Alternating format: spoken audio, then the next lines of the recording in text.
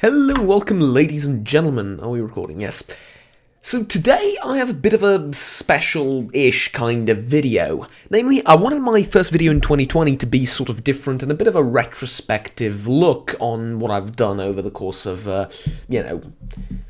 last year and I guess the years before that as well. And basically what I'm going to do today is I'm going to rank all the games I've ever Let's Played on the channel on a to E list, basically. A being amazing, E being terrible, and stuff in between, right? So I've put them all in Excel, I've color-coded them, and we're going to begin. But yeah, so I intended on having a bit of a monologue on how my content evolved and etc, but there's no need. So basically, yes, just wanted to say thank you for everything, and yeah, I've been thinking about how my I guess life sort of centered around this and changed. I've turned my apartment into a recording studio, basically, and other sentimental thoughts like that. But let's get to the actual to the actual meat of the matter here, I suppose. So first, Audiosurf. Audiosurf is one of those first games I've ever put on the channel. Actually, the very first one, I believe, was Minecraft, but it was up there with among the the first content that I ever put out. And where would I put Audiosurf? Well, it's a fairly simple game. You listen to music while avoiding various blocks. I'm tempted to put it between well, in some respect, it would be amazing, right? But I would love for there to be a little bit more progression in the game, and I guess a few more game modes, and I suppose Audiosurf 2 delivered that, but it was also missing, I don't know. Yeah, if Audiosurf 2 came out when Audiosurf 1, came out, if those two, I guess not switch places, but, if Audiosurf 2 came out earlier, then I suppose I would have liked it more, but it came out late in the decade, like, it came out semi-recently, and I just didn't feel it at that point anymore. I'm going to put it in the good category. I think we're going to have a lot of games in the good category, very few in the terrible category. That's my prediction, but I don't know. I've just grabbed the list of all games I've ever Let's Played. By the way, yeah, all the games I've ever Let's Played, not done first impressions of, because that would be, ooh boy, that would be a lot of content to cover. So next is EU4. Sorry, I never played EU3 on the channel, or not as a Let's Play at the very least. So, EU4, I'm gonna put it in good. Mind you, this is a very different kind of good. Audiosurf is a small game that you run, 10, 15 minutes while you have nothing to do, sort of in the background, and listening to music and dodging grey blocks, or, depending on which game mode you like. EU4 is a serious strategy game with, it's a Paradox Grand strategy game, that's all you need to know about it, but why is it not in the amazing category? Well, it has a few problems. I genuinely believe that as time went on, and as the game progressed, not your actual campaign, but like patches and DLCs and stuff like that, the game got slightly better and slightly worse in different aspects with each new patch. One of the biggest things I dislike about EU4 is taking a huge amount of land can be, in certain scenarios, exclusively negative. Right? The game is too focused on magical points and modifiers. It doesn't account enough for the raw benefit in terms of tax, manpower, general, well, I guess taxes and manpower is sort of it, right? But on a very basic level, but it doesn't account for the just raw amount of power you get from conquering land. Now, I understand that there needs to be a balancing factor, and that, maintaining an occupation and maintaining public order is is something difficult to achieve, and then, you know, you can have revolutions and stuff like that. Yeah, that's fine, but it underestimates that and overestimates just magical burden and sword points that basically the entire game revolves around. So for that reason, it's going to be in the good category. Next, Hearts of Iron 3. Okay, this is going to be controversial. I didn't like Hearts of Iron 3. I'm going to put it in the decent category.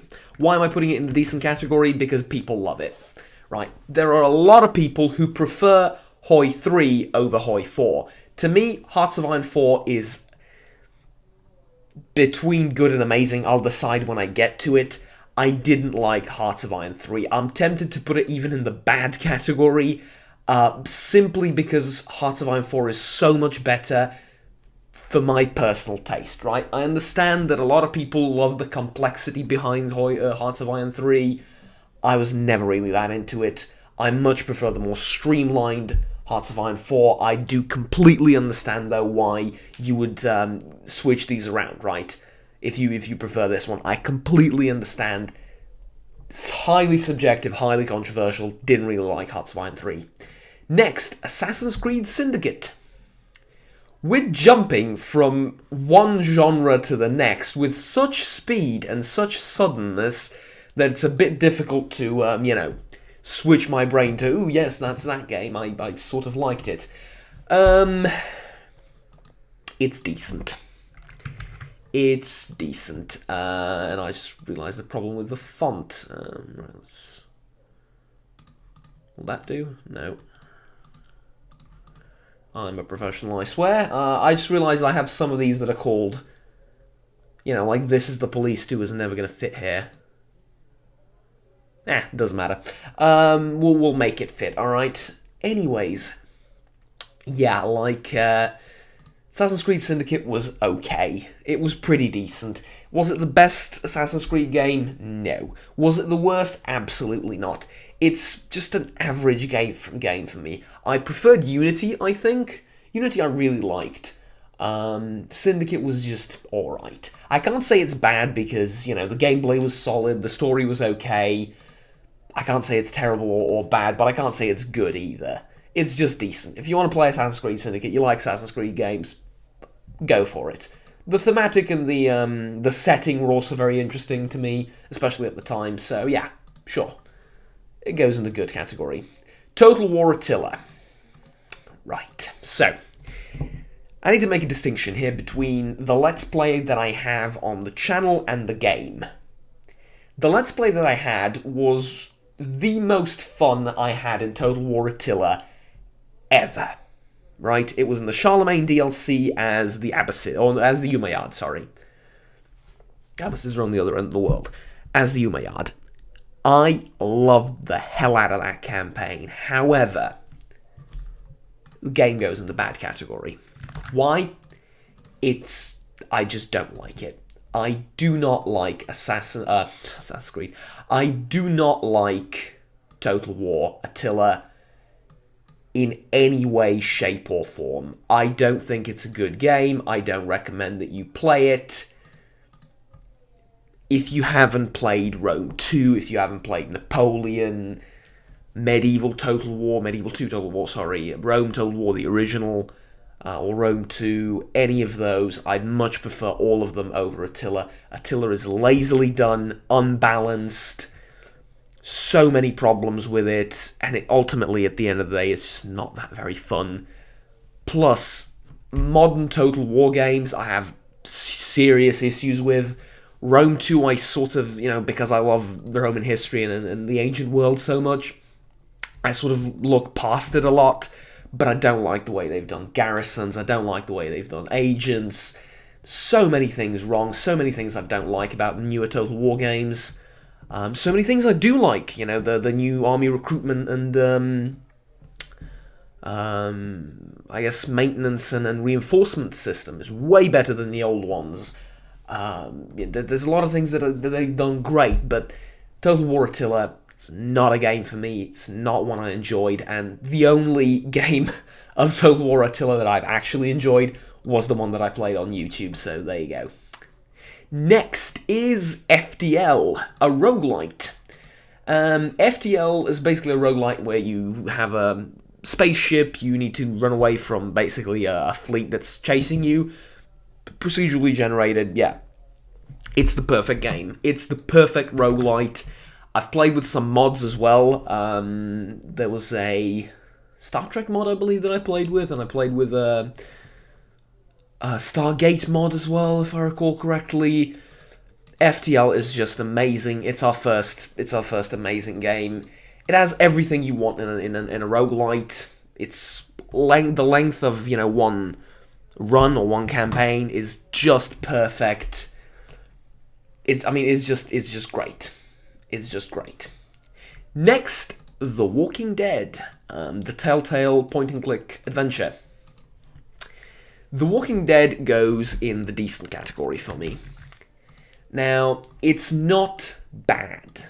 It really, really isn't. It's not bad.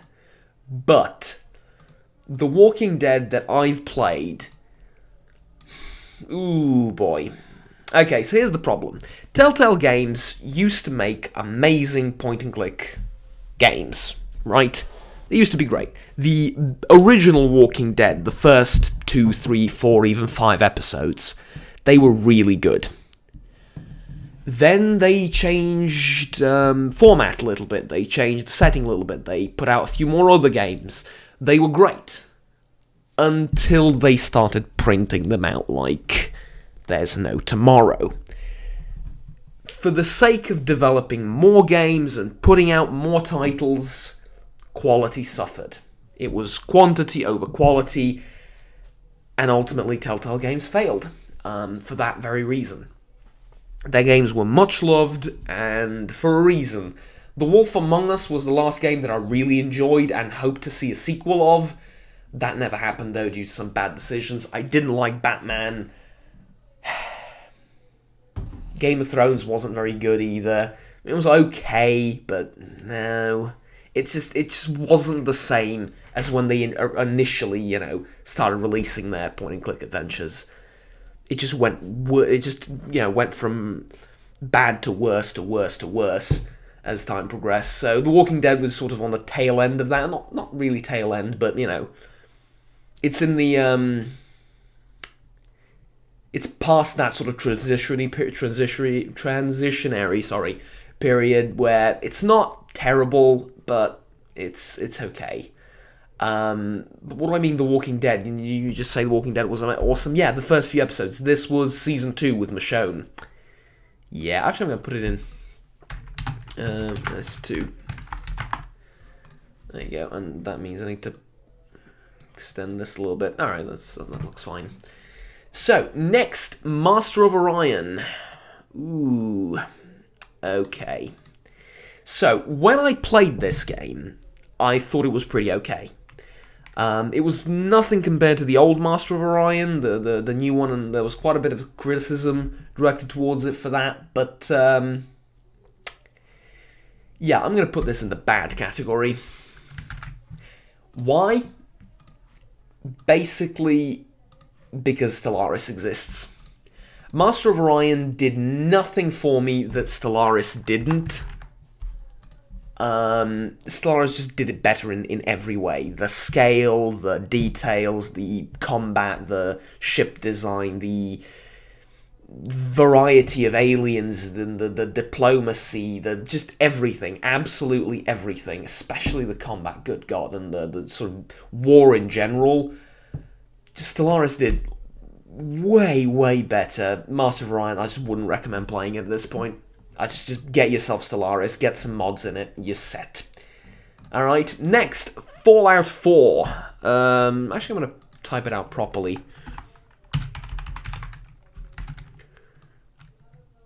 Fallout 4. It goes in the good category. It's not great, right? It's not amazing. Why? Well, an amazing game is Fallout New Vegas, because Fallout New Vegas I still want to play today. If you sat me down in front of a computer that had New Vegas installed with all of its beautiful mods that I love oh so much, I'd sit down and play it. And I'm thinking I probably will play the new Total Conversion mod for it. The one with the the one with the new stories and everything that just is basically not New Vegas anymore. Takes place elsewhere. When that gets, what was it? Is it Project Brazil? No, it's not Project Brazil. It's for the life of me, New California. It's called New California. Yes, and I'd much rather play that than Fallout 4. Even again with all the mods and all that, it just doesn't reach the same level of quality. No amount of modding can fix the inherent problems of the fact that Fallout 4 isn't as much of an RPG as its predecessors. So yeah, and I'd much rather play Skyrim than Fallout 4. So really, the crafting, the settlement building, the gear, and again, this is mostly due to mods, but Bethesda did provide a solid base for all of this, is the most fun part of Fallout 4, but it's not that great of an RPG, and you start running into, you start playing it, and even with 200 mods, you find constantly problems that either need to be modded out or cannot be fixed. So yeah, it's not good enough to be amazing, but it is a good game. It is a good game, it's a fun game, and it deserves its place here. On the same level with EU4, I think. Audio Surf I almost want to omit from here, because it's a very different type of game. Just you can't compare Fallout 4 to Audio Surf. It's not it's like comparing apples and oranges, right? But hey, next is Factorio. S tier game. Right there. It's perfect. Or A tier game, obviously, but you know what I mean. Factorio is just amazing. It is perfect. The amount of variety you have in there in setting up your experience, the integration of mods, basically you go to the mod page, you click a button literally like this, and now you have the mod and you can play with it. If you download a save file from another computer or from, whatever, you can put it into your game and just click one button and it'll sync up the mods on the save file and on your game instance. That alone is phenomenal and is worth like 3 extra, 3 spots forward from wherever the game is gonna land. But the amount of variety you have in tailoring your own experience, if you want to have a difficult, hardcore experience with little resources and brutal aliens and stuff like that, you can do that.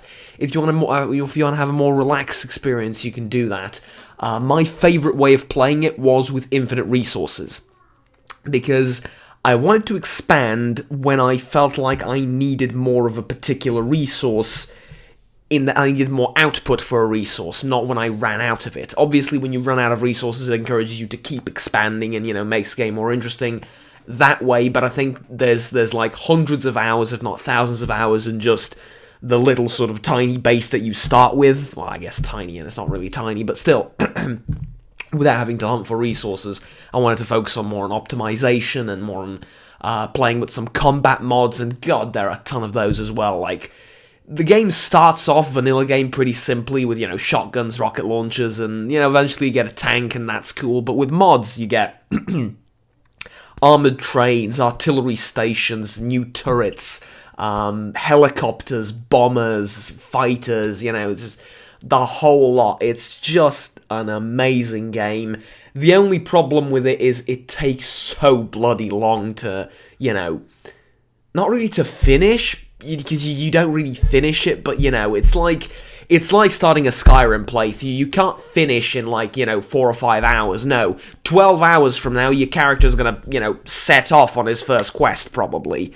Your character building takes that long, let alone a complete playthrough. It's just a huge game, and it's so neatly packed in this rather simple, rather straightforward experience, I suppose. Next game here is Beginner's Guide. Ooh, boy, oh boy. Decent. Beginner's Guide was quite a unique game for its time, and I can't really say anything about it. It's one of those narrative-driven, fourth-wall-breaking games where it sort of, I guess, takes you in the mind of a game designer, kind of. But that's all I'm going to say. There's a ton of fourth wall breaking. Basically, the game, addresses you, not the player, but you sitting there playing the game throughout its entirety, and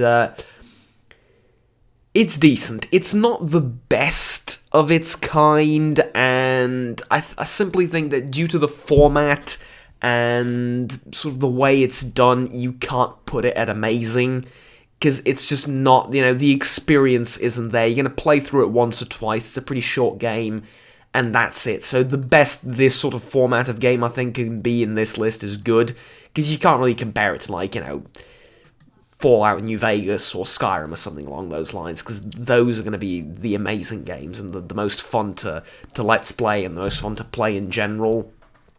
So, yeah. Next is Stellaris, and it's a fairly easy, well, it's not that easy, but it's a relatively easy pick. It's going in the amazing category, mostly because of its mods. Base game Stellaris is a little bit clunky, however, it is better than EU4. It is definitely better than EU4.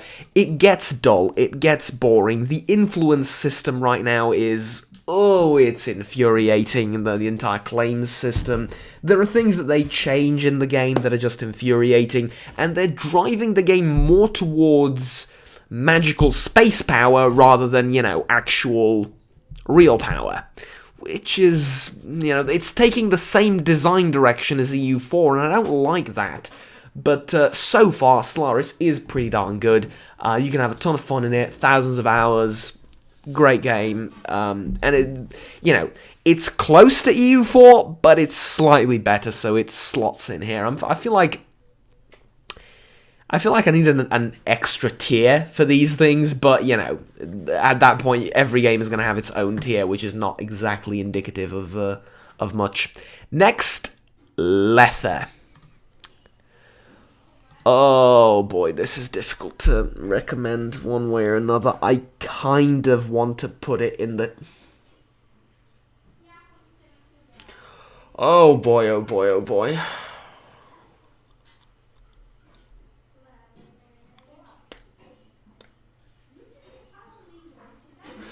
I don't want to put it in the terrible section, but I'm gonna put it in the terrible section. Out of all the games that I've played, and it hurts my heart because I talk to the devs, they really care about the game, they really wanted to make it good, they were constantly patching it, fixing issues with it, reaching out to me several times, going, oh, if you have any problems, contact us and whatnot. It breaks my heart to put it in the terrible department, but out of all of the games that I've Let's Played, Lether was... it was the worst. It was genuinely the worst. Actually, you know what I'm going to do? I'm going to put Master of Orion there as well. Oh. No. I don't want to change the colour, so just cut. Paste. Master of Orion... does it deserve to be in the terrible category? Yes, because I think it's worse than Total War Attila. Simply because of the existence of Stellaris. If Stellaris didn't exist, well then there's a few other games that would contend with it, but even then, those games would probably take up the good and decent slot, and Master of Orion would be in the bad slot. It's just not good. It's just not good, not because of its, itself per se, it's because of the competition, and most of the competition have done everything better, right? There are elements of Master of Orion that you can put into Stellaris and make Stellaris a better game. I don't, for a moment, deny this. Some of the spying, some of the diplomacy ideas, could be implemented back and forth.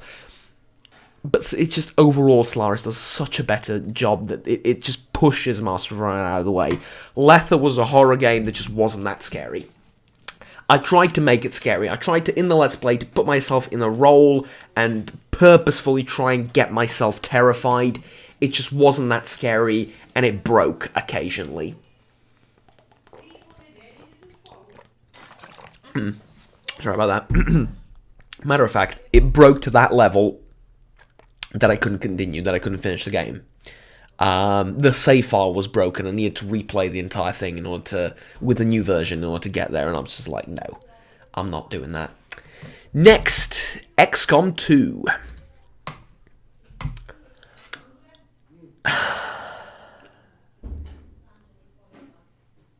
I'm going to put it in the good category. I was thinking about putting it in decent, but it's not on the same level as the games here, right?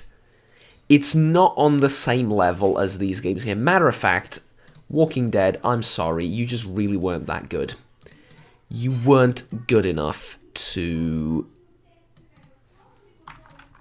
You're not good enough to be indecent. I'm looking at... Listen, the reason I'm doing this in a list rather than telling you each game individually is I'm interested in how they compare to one another, right?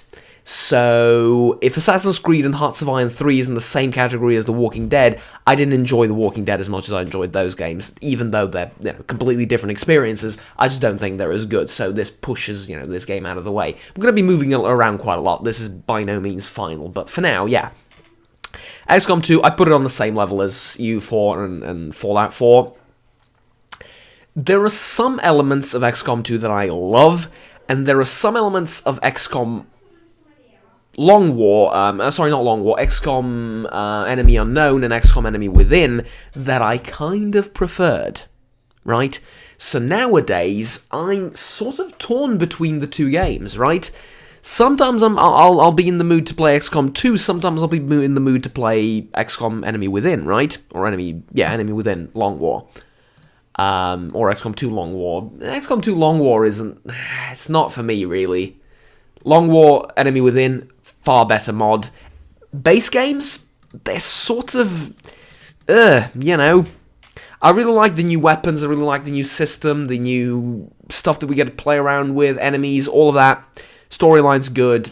I like all of it. There's just something about the XCOM Enemy Within that's just, even though it's an older game, it doesn't have a lot of these brilliant features put in, it still contends with XCOM 2, so basically that's what's stopping it from going into the amazing category, is that, there's parts of it I don't like, there's certain things, mostly nitpicking, but there's certain parts of it I don't like, and certain things that XCOM Enemy Within did a little bit better, I think. So yeah, ultimately, it's in the good category. Also, the RNG and the somewhat glitchy nature of some of the positions you take, some of the shots that you take, and stuff like that, also hinder the experience a fair bit, that it's, it sort of drives it back. Though I completely understand why some people think XCOM is the greatest game ever and would put it beyond amazing. I understand why. This is, again, highly subjective. Next, Tyranny. Controversial opinion. I didn't like Tyranny that much.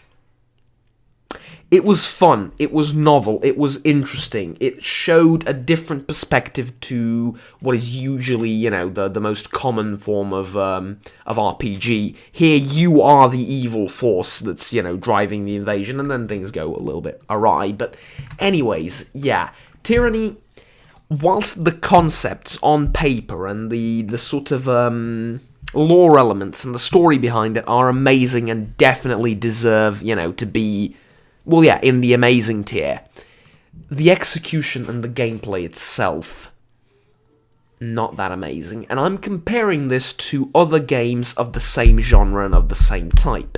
I'm talking Divinity, Pillars of Eternity, stuff like that. There's a few others as well. Baldur's Gate that got remastered recently. And all of those games I liked more than Tyranny. Again, the story was fantastic, the characters were good, but the gameplay and the execution of it was lacking, in my opinion. I know some people think that Tyranny was like Game of the Year when it came out and was amazing. Not for me. Not for me. Personally, didn't like it that much. I put Divinity way above it, and most of the games of its genre as well, so sorry about that. Next is Mount and Blade, short MNB here. Very simply, amazing next game. There's nothing to be said about it. Years upon years after release, this game is still receiving tons of mods are being put out for it. Soon, well, eventually, sorry, not soon, eventually Mount & Blade 2 is going to release, and I just hope it's as good as Mount & Blade. All I want is Mount & Blade with better graphics, right? Okay, and the siege and the AI needs to change. Yeah, the AI is terrible. Okay, pathfinding, horrible. They're dumb, and yeah, AI needs to change, but doesn't matter. As a game, as an experience, it's amazing, and I've never had a bad time in Mount & Blade. I've had bad times in Stellaris, I've had bad times in Factorio, I've had annoying situations in FTL when I was like, oh, this isn't fun. Never in Mount & Blade. Doesn't matter if I'm losing, doesn't matter if, whatever. Never had a bad time in it. Just terrific game. Next, sorry, Resident Evil 7. It goes in the good category. Along with a slightly smaller font. Yeah, there we go.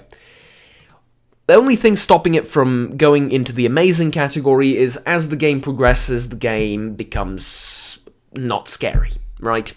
The initial, let's say, 2 hours of the game were terrifying. They were a great horror game. As that finishes, it turns more into Resident Evil 2, the remake, than a horror game, and the ending was weak as hell. As soon as you leave for the boat, the game just falls apart, and there was a completely unnecessary segment, in my opinion. The game's better if you don't play it. Genuinely, the game's much better if you don't play, like, the ending of it and just watch the ending. It's genuinely better. In my opinion, you're left with a better experience overall, right? Next. Sorry, what was that? Yeah, Outlast 2. That's all we need to say about that game. Next, Northgard. I'm going to put it in the bad category. There's not enough to it. It's a strategy game about evolving your society, surviving in a sort of Viking-y area, and initially when I was given access to it for a beta test, I believe, I was like, this has a lot of promise, but there's no replayability.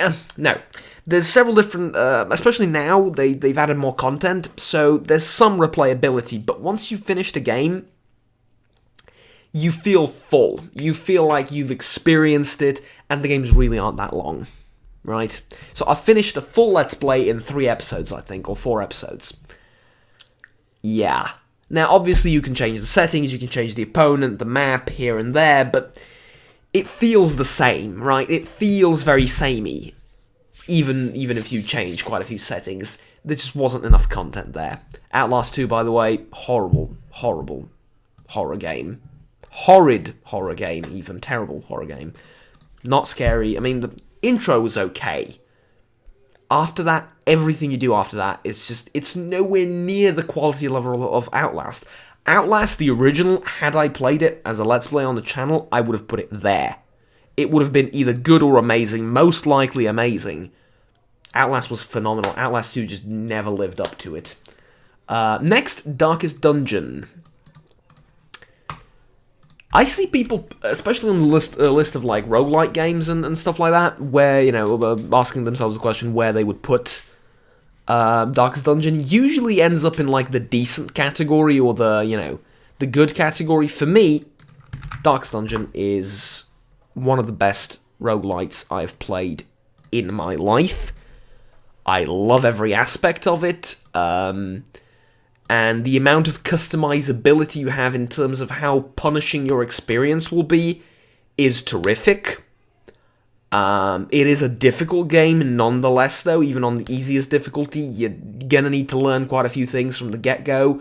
A lot of the things the game doesn't tell you, it sort of forces you to fail quite a bit sometimes, and, the one thing I didn't like was the fact that money was so finite that you couldn't heal your characters at the end of combat for the next week, right?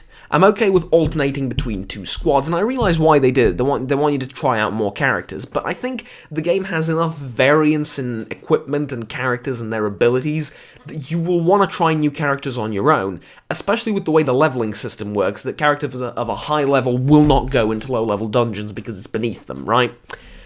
So I think, had the game made it so that your characters are easier to heal, they have an easier time recovering, this game would have been even better. That's the sort of one tiny nitpicking thing that I dislike about it, but is highly subjective because a lot of people love that very same thing, right?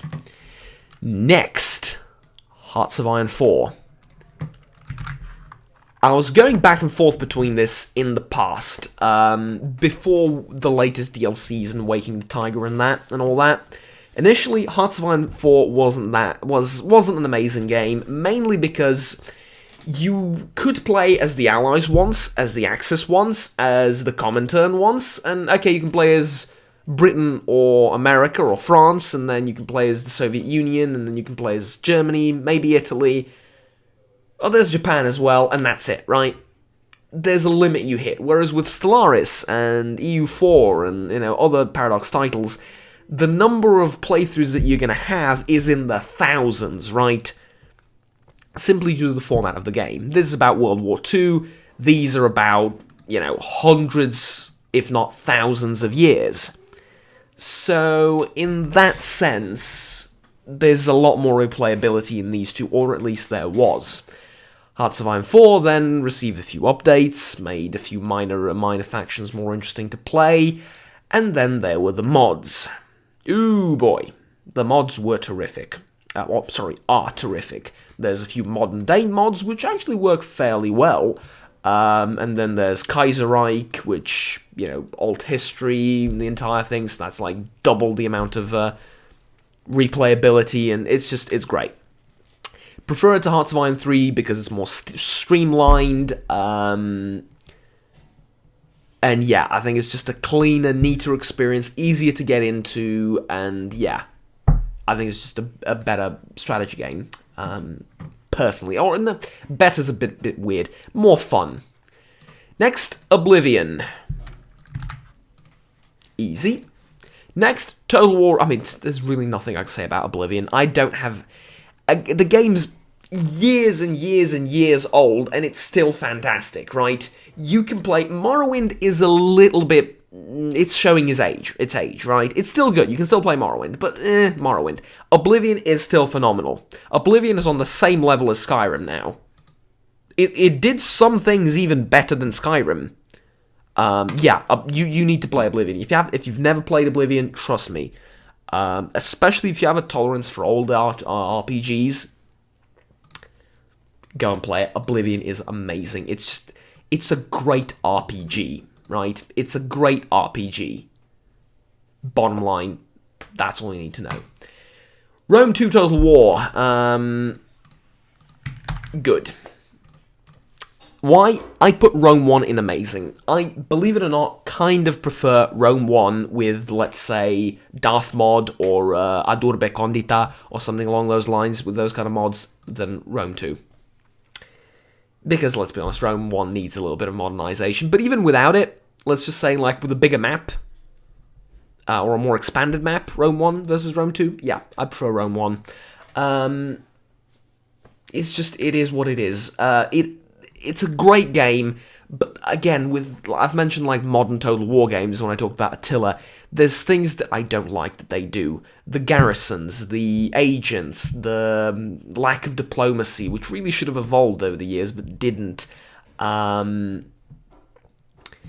The way armies now work is also... I mean, I prefer the recruitment and replenishment system, but it's too focused. It's too gamey. It's too focused on single stacks fighting each other, right? No, I don't like that. I prefer Rome 1 in that respect, and it basically that just pushes Rome 2 to here. Even though I love it, I think it's way better than Attila, way more balanced, way more fun. But even with all its DLC and with all of its content, it's not good enough to squeeze into amazing, but it is a very good game. Next, CK2. I believe this is one of my most played games of all time, along with New Vegas, and I think that's it. I think I haven't played other games as much. I have literally thousands of hours in CK2. I think I'm around. I don't know because yeah, it's complicated. Basically, I can't just look at the Steam timer because it's not realistic at all for me. Especially because I'm recording, I leave it running in the background. That's, you know, adding hours to a game that I haven't touched.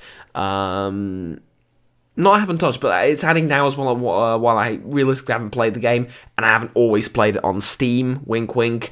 Plus, I have it on 2 different Steam accounts. Why don't you just add the 2? Like I said, it's not realistic.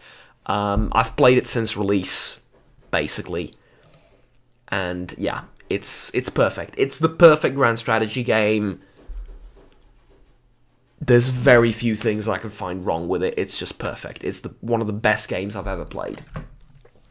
Next, Far Cry 5. It goes in the decent category. I'd put it on the same level of enjoyment as Assassin's Creed Syndicate. It had oh so many problems, but ultimately, it was fun, right? The later stages of the game got really annoying, and the scripted events, oh, for crying out loud. You could get kidnapped while falling from the sky before you land. This is what happened to me. It's, because the kidnappings are so bloody scripted, right? It's not good. It's not good in that respect.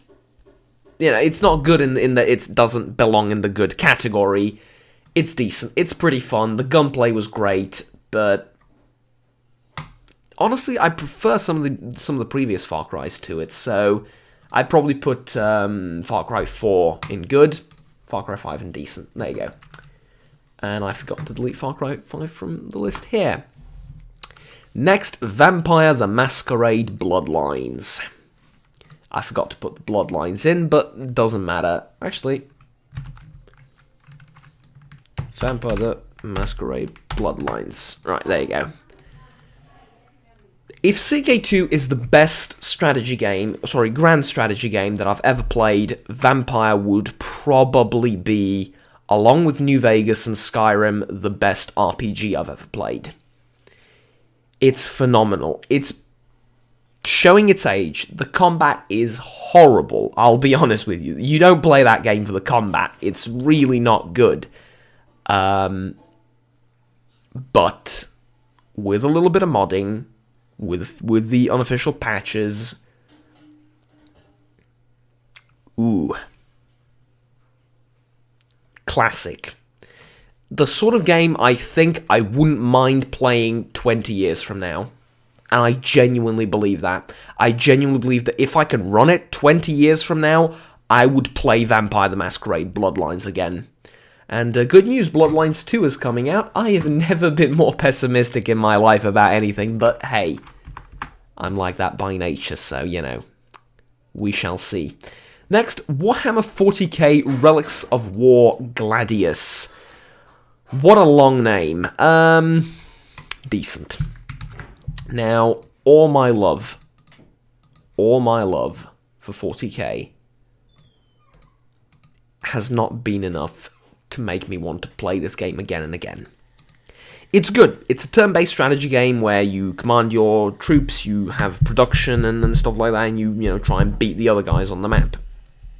It's fun. If you can get it working, not working. If you can get it, if you can get to play it with some of your friends, I think you'd have a blast as well.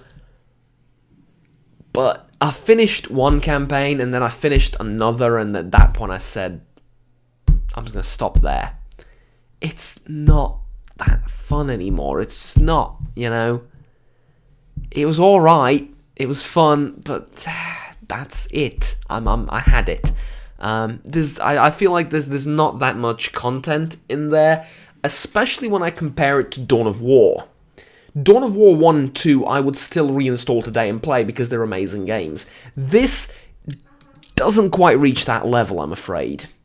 It's lacking some content, it's lacking some polish, and yeah, It's going in the decent category. Ooh, okay, I'm gonna need to make a break because I need to grab some water and, yeah. Okay, there we go. Had a moment to rest, if that makes sense. No, it's very cold in the room. I need to open the door a little bit, let the heat come in, and, yeah, had a sip of water and all that. So, this is the police. Bad. The SS. The police. Oh god, no, that one might actually be better. Yeah, so this is the police 2. I put it in the bad category. For purely subjective reasons. I don't think this is a game for me, right? I don't like this game that much. The story's good, the sort of premise of it is really good, it's fun, but not for me. Not for me. There's quite a bit of RNG. The game withholds a lot of information from you, which I guess, that's the idea, because you never know what, what the call's going to be like and what you're going to do, but sometimes it's bullshit, and also the reason for people not showing up to work is insane. It's a mockery of the police force, right? So I know how the police force works. You cannot not show up to a crime scene because you're like, whatever, I mean, it's different if it's petty theft. It's different if there's an active shooter, right? You don't go, well, sorry, like, I just bought these donuts, I can't, You can't do that. If you do, you get fired. There's serious consequences for your action or inaction as a police officer, no matter what sort of town you're in, no matter what timeline you're in, right? So, yeah, I find that a little bit off-putting, some of the things in the game, but it's just not for me. It's just not for me. I understand why people love this game. Personally, I just didn't like it. I didn't really like it. Resident Evil 2. Good. It's slightly off, just slightly off from being not perfect, but from being amazing. The game is a solid remake of Resident Evil 2. Is replayable quite a bit with the other character, and it's challenging, it's fun, it's pretty scary. It made zombies scary. Not horror game scary like Outlast 1, but it made them a heck of a lot scarier than you'd expect. And some of the times, the way the game plays with lighting and shadows and stuff like that is terrific. So yeah, Resident Evil 2, really good game. Love it. Obviously, there's the remake. I'm not going to put it in there, but yeah. Next, Metro Exodus. Kind of like Resident Evil 2, except the other way around. Metro Exodus I'm going to put in the amazing category simply because of its story, because of its narrative. As far as the gameplay itself is concerned and the execution, it's good to decent, right? It's good to decent. The game's glitchy. Game has some problems. Stealth is broken. Enemies are stupid and blind, even on the highest difficulty. They're also deaf. Sorry, they're also deaf because you can knock out a few of them when they're standing right next to each other and the other guy won't hear it or see it. You're going to stand a few feet away from them and they're not going to see you because you're in the shadows. I understand that this is, from a gameplay perspective, this is kind of necessary, but the game overdoes it a little bit. But all of this... And, also sometimes the mutants will hit you even though they don't actually make contact with you. Hitboxes glitch out a little bit. When enemies take cover, hitboxes glitch out a little bit occasionally. But all of this is irrelevant. For 2 reasons. 3 reasons. Yamantau. The last mission when you're when you're searching for the thing. I'm not going to say what it is. And the ending. Those are the 3 strongest points in the story of Metro Exodus. And they just completely sideline all the issues with the game. The game was an experience, right? It was visually great, despite its problems in the open world and the gameplay. The story itself carried everything, and it was really, really good. The start of it, though, is not that good. I still remember the scene in the train where 4 different people are talking at the same time, and I'm not the passive recipient. I need to do something as well. I have a task to complete. I need to tune the radio while 3 or 4 different people are speaking. I literally needed to pause the game, take a few breaths, and I'm like, what the hell is this? How did this get past the design table? But, okay, doesn't matter. I understand that they want to evoke a sense of chaos and, whatever. You can do that differently. You don't need to have me doing something because it's annoying, right? I didn't need to tune the radio while they were doing that. I didn't need to. It's just one tiny little segment of the game, but it ruined the whole opening sequence for me. But yeah, like the opening of the game, not as strong as the game laid down the line. Anyhow, I really like the choices between killing people and not killing them as well. And how that affects the ending, yeah, that's okay. I can accept that that's how it can affect the ending. But I really like the choice, and yeah, it's good. I like it. Next, Imperator Rome. Oh boy. Okay, so Imperator Rome has some features that I find absolutely brilliant. Right? Some features of the game are absolutely brilliant. That's the only good thing about it. Call me crazy, but I expect my Imperator Rome to be at least on the same level of content and the same level of, competency as EU4. Because this is a very old game. Even CK2 without some of its DLC, because the game has tons of DLC, let's say without half its DLC, none of the cosmetic things and like half the content DLCs, would it be fair to accept that Imperator Rome, upon release, would be on the same level as a game from, God knows, a decade ago, right? With half its DLC and none of the cosmetic, portraits, music, none of that, right? I think that's fair enough if you're asking for a full price. You cannot release 1%, literally 1% of the game, that's not a number 1, 1% of the game, and then another 2% of the game. How the hell did you do? There we go. And then another, 3% of the game, and then 5% of the game, and 50 years later, we're gonna get to some decent 70% of the game being done for, that many dollars, right? Where's the dollar sign?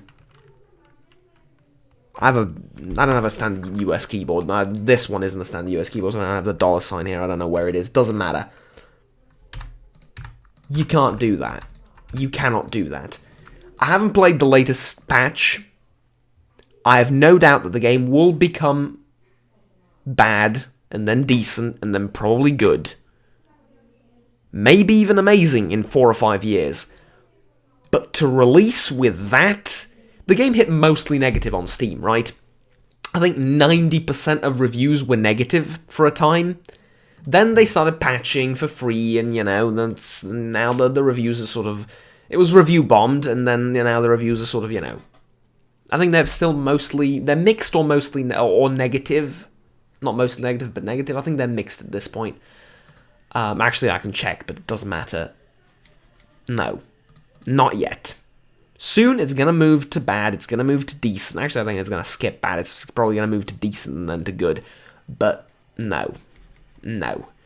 When I played it, after a few episodes, after like 2 episodes, I've done all there is to do in the game. It became repetitive, it became boring, it just... No. No. Next, Divinity 2. Divinity 2 is amazing.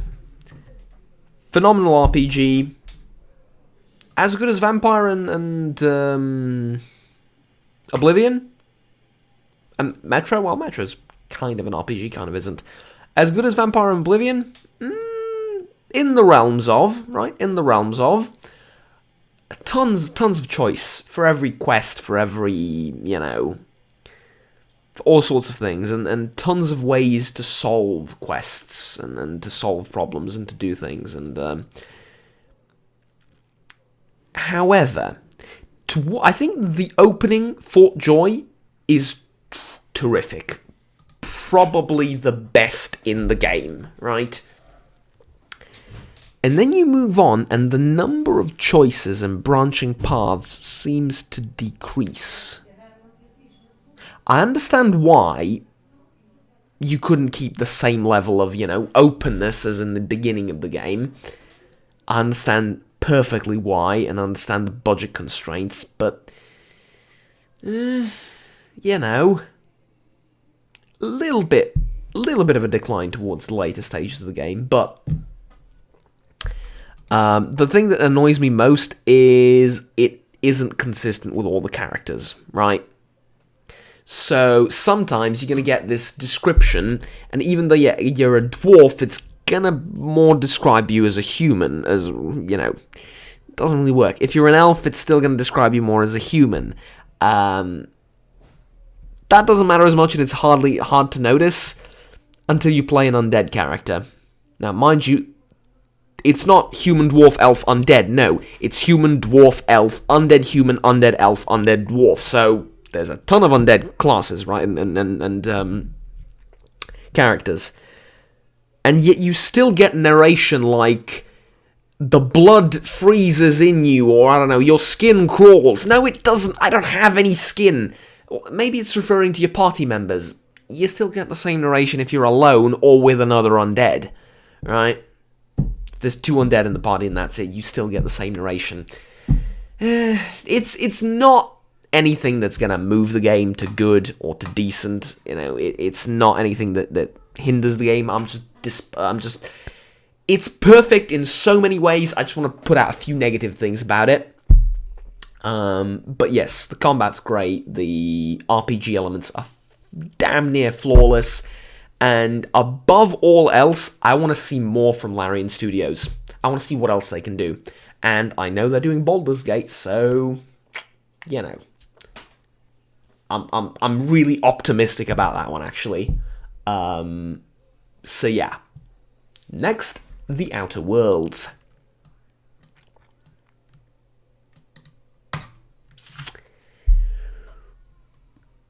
Good. It's gonna go in the good category. Now, it's from the same developers as the guys that developed New Vegas, right? Obsidian. And you can see New Vegas in The Outer Worlds. You can see the sort of design philosophy, and you can see all of that. But New Vegas was better. As an RPG, as a game, as an experience, as a Let's Play. Actually, I never Let's Played New Vegas, but you know what I mean. Like, overall, New Vegas was better. New Vegas was just better. I really like so much of The Outer Worlds and so many aspects of it. I just think that New Vegas did it slightly better. The perks and the way they affect story, quests, gameplay.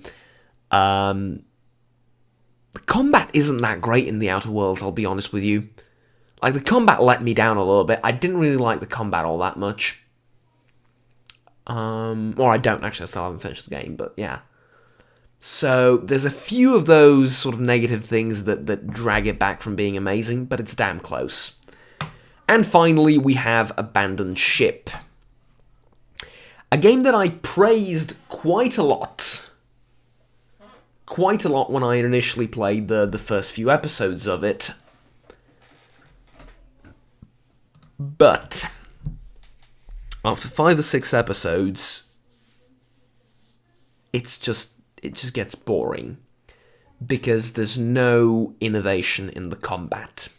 The combat, every fight is the same, right? Whereas if you take a look at other roguelites, Darkest Dungeon, FTL, Binding of Isaac, I don't know, even Bumbo, which isn't that well received, there's a heck of a lot more variety in combat than there. Now, there's a ton of ways you can play it, as a cultist, as a pirate type character, as a you can free roam, and I appreciate that so much. But it needs more innovations in the combat department, because so far, especially if you pick one combat style and stick to it, like, let's say you're really fond of boarding, and you tailor your ship around that, you can make minor upgrades that don't really change the style of combat fundamentally, and through the entire game, you're going to just play, every battle is going to play out more or less the same, and that's not very good. So, Abandoned Ship, due to its lack of variety in combat, is in the decent category, though other options and the plethora of game modes definitely push this game forward. So, there we go. That's it then. I am very happy with this list. This is the list of all the games I've ever Let's Played on the channel in, rated basically in order. Now, this is not based on the amount of fun I had doing the Let's Plays, or, I guess... Sorry? I guess quality of the Let's Plays, I suppose, or the, how entertaining I found those Let's Plays to be to record, or anything along those lines. No. This is what I think about the games now, about the games as a whole, not just my experience then and there, but, in retrospect now as a whole. And, yeah, I don't think I'm going to be moving anything around. I think this is good. This is it.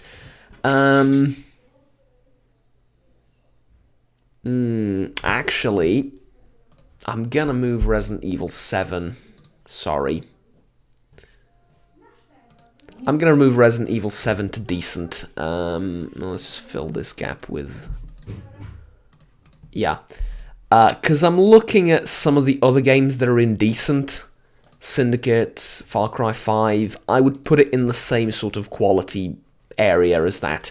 It's more akin to these games in terms of fun, enjoyment, quality, name it, than these ones, right?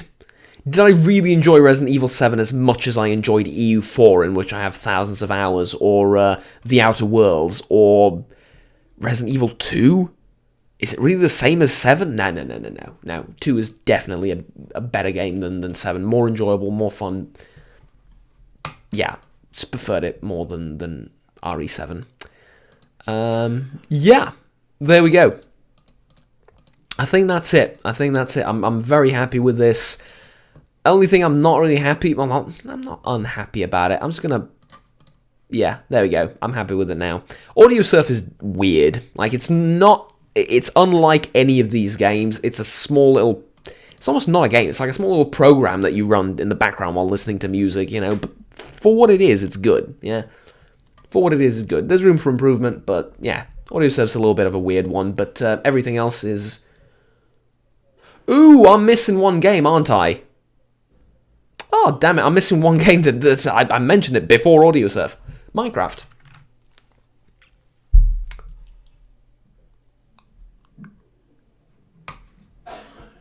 Okay, so here's the thing. Minecraft is either amazing or good.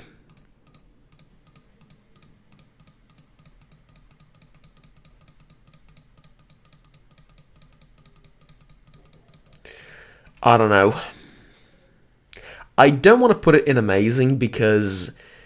Okay, so here's the thing. I need to clarify this, and this video is gonna be insanely long. But hey, I need to clarify this. I don't care what other people think about the game. Okay, I don't care that it's become a meme. I don't care that people have hated on it over the course of, I don't know, a year or two, and then it resurfaced again, and now people are saying, oh, it's actually good, and I enjoy playing it. I don't care that people for a time claim that only 5-year-olds play it, and it's stupid, and then those same people started playing it again next year, because now apparently it's not stupid anymore. It's not cool to hate on it anymore. Now it's it's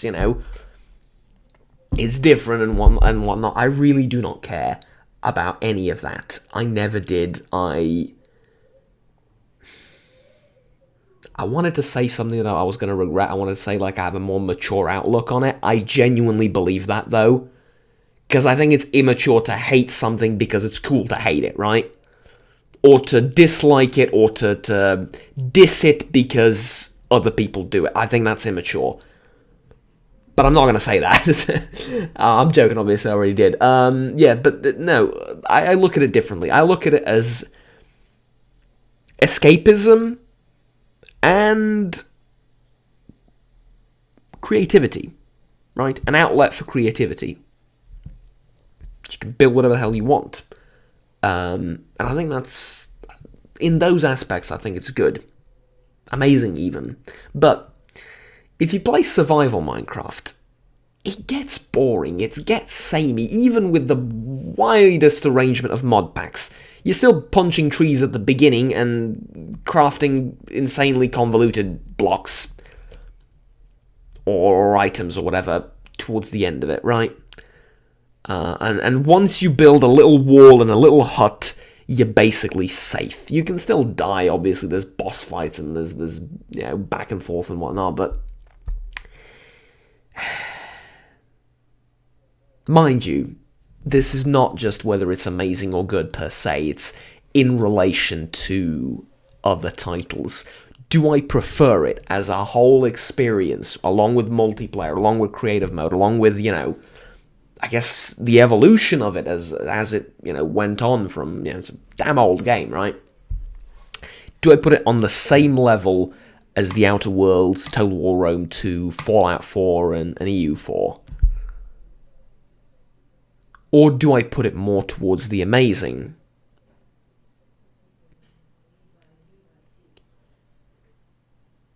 I'm going to put it at decent. Oh, sorry, I'm going to put it at good. Decent. No, definitely not decent. I'm going to put it at good. It gets samey. It gets boring. It gets samey rather quickly for me. Right. So, if you've played through, let's say, if you had a world in one update and then to delete it and to create another one in several updates later, you realize that whilst, yes, maybe now there's polar bears and there's new items and stuff like that, it's still the same game. And whilst that's not exactly a bad thing, it gets pretty repetitive, It gets pretty darn repetitive. Even with a huge variety of mod packs, and then, I don't know, like, Industrial Craft, for example, I always remember was one that I think revolutionized the game for me back in the day. Now there's all sorts of mods like that. Even with those, yeah,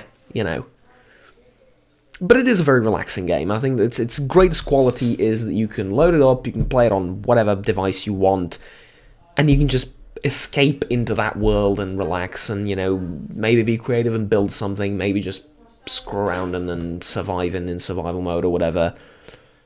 But yeah, I put it in the good category. Alright, there we go. That's it. I'm happy with it. I'm clicking save and, we're good. Ladies and gentlemen, thank you very much for watching this video. Tell me what you think, because obviously this is one of those videos that tends to, bottom line, invoke World War III, because people so fundamentally disagree with you. But that's good, I welcome it. This is hugely, not hugely, this is almost entirely subjective, right? Few things I won't accept you telling me. I won't accept you telling me Master of Orion is better than Stellaris. It just isn't. Like, that's objectively not true. No matter how much you love Master of Orion, the remake, of course, or that Imperator Rome is better than, I don't know, CK2 or EU4, that it has more content or whatever. It isn't. It doesn't. It's stuff like that I don't accept. We can argue whether it's bad, decent, or terrible, whatever, That's another matter entirely, but that's what I meant. It's not entirely 100% subjective, but 99% of it is purely just my personal view and my personal enjoyment of these titles. So yeah, that's how I would rate them. And I think the interesting thing is it shows in the Let's Plays a little bit. In that how I sound when I record them and how much I enjoy recording them. But I don't know. Maybe I hide it for some games that I don't really enjoy all that much, and for some games that I do enjoy a lot, maybe I try and be more objective and critical of them at times. I don't know. I really don't have that. No, you're gonna have to tell me. I don't know. Anyways, quite a lot of amazing games. A lot more than I thought. I thought we were gonna have more good ones. And we ended up with several in the terrible category, which I dreaded to put anything here, because, it's, like, look at it. It's dark red, it's horrible, it's like, it's infamy almost surrounds these games, and sorry, but, yeah, it is what it is. Yeah, I'm surprised that at the end I put Attila in bad, along with Northgard, and This Is the Police and Tyranny. On paper, just looking at it at a list like this, I wouldn't think that they go in the same category a little bit, but, I can't move this here or there, it wouldn't be fair, and it goes the same for all of these games, so yeah, they belong here, alright. I'm definitely happy with everything. With everything that I've put here. So yeah, there we go, that's it. Thank you for watching, like, subscribe down below if you enjoyed the video, and tell me how much you fundamentally disagree with everything here. Or if you agree, tell me. I don't know. Until next time, have fun, take care.